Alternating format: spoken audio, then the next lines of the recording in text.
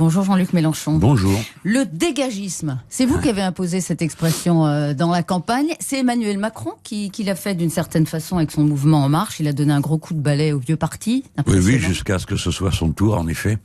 Oui, parce que la vague, elle est là et elle exprime un rejet qui est universel. Et le meilleur des symptômes, le plus évident, c'est cette masse d'abstention qu'on n'a jamais vue. Enfin, on est en France, un pays très politisé. Alors, il y a bien des explications. Parmi celles-ci, ce ne sont pas toujours les plus compliquées, les plus efficaces. Beaucoup de gens n'ont strictement rien compris à l'enjeu, au sens... beaucoup de gens nous disaient qu'ils savaient pas qu'il y avait des élections. Il y a eu des tas d'endroits où il n'y a pas eu de profession de foi. Il y a eu une absence totale de débat national. On a passé, depuis l'élection présidentielle, on a eu droit à toutes les variantes. Macron à la plage, Macron au ski, Macron ceci, etc. Et aucun débat. Et puis, dans cette ambiance, il y a eu le dégagisme, en quelque sorte, à trouver un terrain propice. Ouais. Bon, il faut le respecter aussi. Les gens savent ce qu'ils font. Hein. Mais vous aviez réussi, Jean-Luc Mélenchon, en avril, à la présidentielle, à attirer justement de nombreux jeunes, de moins jeunes qui étaient depuis longtemps dégoûtés par la politique. Et puis cette fois, beaucoup ne sont pas venus, même sur votre nom. Ça veut dire que vos électeurs, vous, ne croyaient pas vraiment à votre projet, ou est-ce qu'ils ont été découragés par la défaite du 23 Je avril? ne sais pas vous dire. Je pense qu'il y a du découragement, beaucoup, parce que beaucoup m'ont dit « Ah, c'est dommage, on n'y est pas arrivé, ils n'avaient pas bien réalisé qu'il y avait encore les législatives. » Mais ce dont je suis certain, c'est que si on avait pu installer à temps dans le débat les grandes questions qui vont arriver, et que 2 journaux ont réussi à mettre à l'ordre du jour 4 jours avant le vote et 3 jours avant. Le Parisien Libération sur la loi travail. Le Parisien sur le code du travail et Le Monde sur la transposition de l'état d'urgence dans le droit commun. Alors on aurait eu un débat politique. C'est pas possible d'avoir des élections sans débat. C'est un peu ce qui s'est passé. Je dis, il n'y a pas de majorité dans ce pays. On a tué le débat. Emmanuel Macron, par son activité à l'international, il a cherché à éteindre, à votre avis? Je pense que son intérêt est que les choses se passent de la manière la plus suave possible. Dans une ambiance d'auto-célébration qui a frappé tout le monde et que je juge malsaine, parce que ce n'est pas bon, un tel culte de la personnalité. Mais surtout, ce que je vous redis, Madame Martichoux, parce que je prends date pour la suite, il n'y a pas de majorité dans ce pays pour la destruction du Code du travail, qui est un texte tout à fait particulier, puisqu'il organise la vie quotidienne de 18 millions de salariés. Et dans ces conditions, je crois que là arrive le 2e tour, c'est le moment de la mobilisation. Et ces jeunes gens et ces milieux populaires qui, en effet, vous avez parfaitement raison, nous ont manqué dans cette élection législative, c'est le moment pour eux de venir nous donner de la force. C'est 74 2e tour en face de macronistes. Et alors là, on peut se demander, si vous étiez élu, on y reviendra tout à l'heure, mais à Marseille, dans cette assemblée qui s'annonce très monochrome, vous pourriez faire quoi? J'espère incarner cette opposition que j'ai nommée humaniste, écologique et sociale. Je dis humaniste parce que le mot gauche a été tellement pulvérisé qu'on ne sait plus ce qu'il veut dire. Progressiste a été accaparé par le président de la République. Donc je nous nomme humaniste puisque nous sommes au point de départ avec une vision de la place de l'être humain en harmonie dans la société et avec la nature et les animaux. Donc après tout, pourquoi pas cette expression? Oui, voilà, j'incarnerai ça. Et je vous le redis, lorsque les gens vont réaliser que leurs horaires de travail, leur paye, leurs conditions de sécurité au travail, absolument tout est remis en cause, j'aime mieux vous dire qu'on va se rappeler qu'on est en France. Et puis avec 400 députés, on annonce 400 députés. À quoi bon 400 députés pour M. Macron? Tous les adversaires d'En Marche ont peur de cette armée massive de novices à l'Assemblée. Ça vous fait peur? Vous aviez vous-même beaucoup de jeunes candidats? Oui, pratiquement tous, 99%, on n'avait jamais fait une élection. Les principaux dirigeants du mouvement, qui sont tous entre 40 et 30, sont au 2e tour. Pour ce qui est la France Insoumise, il m'en manque quelques-uns, comme le métallo Buriello et d'autres que j'aurais aimé voir là, Sarah Swahili. Bon, bref, ils sont là. Mais moi, ils me font pas peur, les 400 de Macron. C'est le contraire, je me pourlèche. Parce que je connais la vie parlementaire. 400 bisous qui arrivent, dont la plupart d'entre eux sont des CSP+, qui sont habitués à la vie triomphante et glorieuse, n'ont aucune espèce d'idée du monaca qu'est la vie de député. Et en plus, ils vont avoir des serfils qui vont leur donner des ordres pour voter en cadence les textes. Et j'attends de voir tout ça.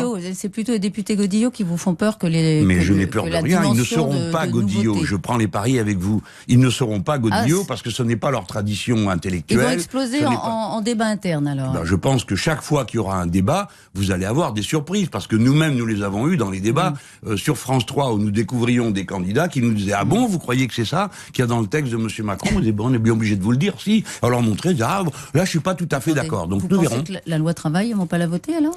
Ce sont des ordonnances, Madame donc la loi d'habilitation mais ils ne vont rien.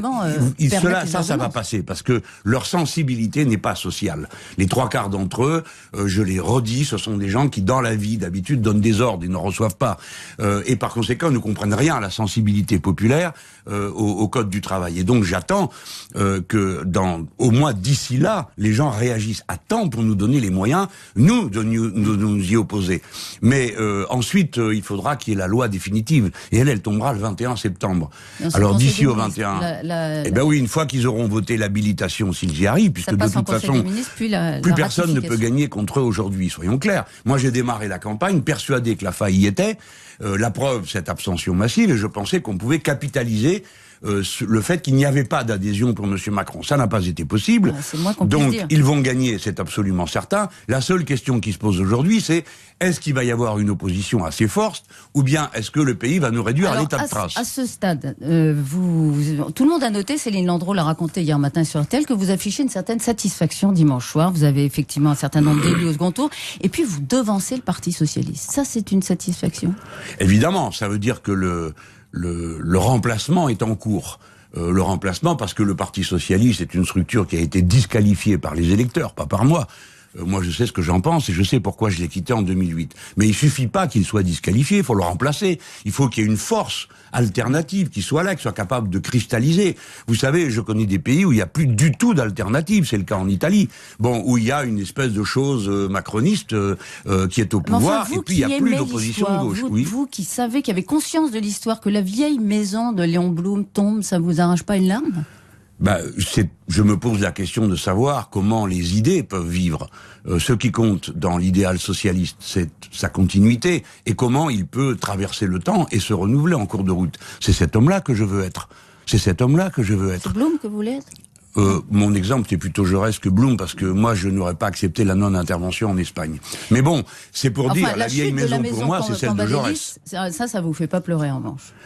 Mais je n'ai pas d'inimitié personnelle, ce n'est pas mon sujet. Ces gens en valent d'autres, certains d'entre eux sont personnellement très brillants intellectuellement, mais ce n'est pas le sujet. Le sujet, c'est l'histoire et la représentation politique de la jeunesse et des milieux populaires. C'est ça que je veux incarner.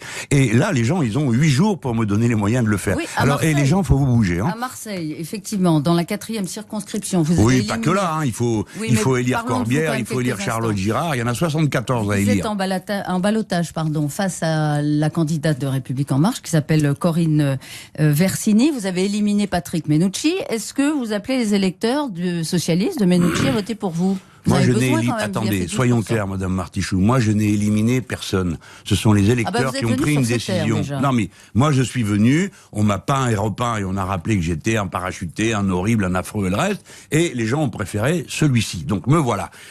Je dis à tous ceux qui m'entendent qu'il est temps de se regrouper. Ne donnez pas les pleins pouvoirs à Monsieur Macron. Par conséquent, ça vaut pour les électeurs de Patrick Mennucci. Mais quelle que soit leur décision, Vox Populi, Vox Dei, c'est la voix du peuple, c'est lui qui décide. Alors, quelques questions rapides pour terminer, je vous demande d'être bref. Julien Drey, votre ami Julien Drey, a appelé hier à la réciprocité. Mais doutez-vous que ce soit mon ami. Parce que j'ai été ami avec lui il y a 15 ans, me voilà condamné à vie à supporter ses foucades. Parce que c'est pas votre ami que je dis ça. Mais si j'ai pas ni mon ami, ni pas mon ami, il a appelé hier à la réciprocité. Voilà. Il y a des députés socialistes qui peuvent être élus si les militants, les électeurs de la France Insoumise viennent voter. Donc il faut de la réciprocité, il faut qu'ils le disent vite, et c'est à vous qu'il parlait. Voilà. Alors par exemple, est-ce que vous dites aux électeurs de la France Insoumise d'aider Myriam El Khomri dans la circonscription de Paris où elle affronte... Madame Martichoux, merci, vous faites la réponse. Il ne peut pas en être question. Nous avons combattu Madame El Khomri de toutes les façons possibles. Elle-même a proposé de faire un front uni à la droite contre nous. Je vais pas aller maintenant dire il faut voter pour cette femme au nom du fait qu'elle est la cousine de l'ami du voisin, de l'homme qui a vu l'ours. Et de monsieur... mais dans arrêtez, la 6e circonscription du stop, Madame Martichoux. Vous dites non alors à la réciprocité. D'abord, Monsieur Drey n'a aucune raison de m'interpeller. Si le Parti Socialiste a quelque chose à me dire, il le fera comme il l'a fait avant, par écrit et par la voix de son secrétaire national. J'appelle à voter pour les députés députés du PS qui ont signé la motion de censure. C'est-à-dire, il y en a 4 en tout et pour tout dans tout le pays.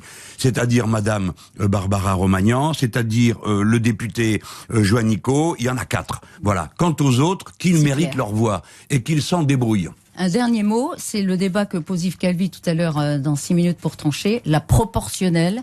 S'il y avait eu la proportionnelle, vous auriez des dizaines de députés, intégrales bien sûr.